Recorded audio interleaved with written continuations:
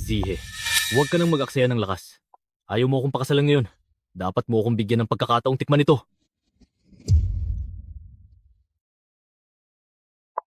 Mohan,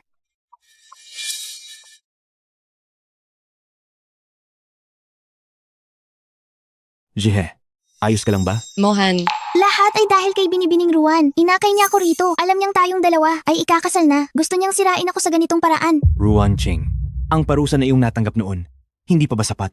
hindi ko ginawa. Nang pumasok ka, kakakapasok ko lang. Pangulong Xiao. Ito mismo ang babaeng bodyguard. Nakipag-ugnayan sa akin.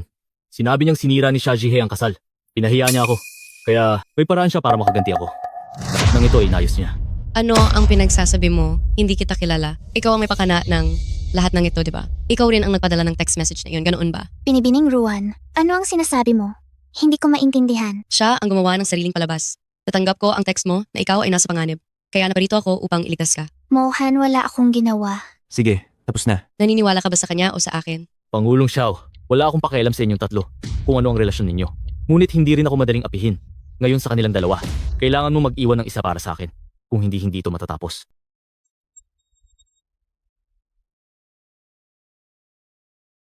Ayos lang nandito ako.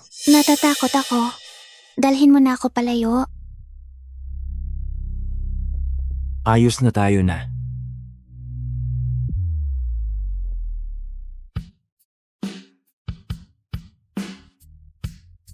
Siya, iwan ko sa iyo.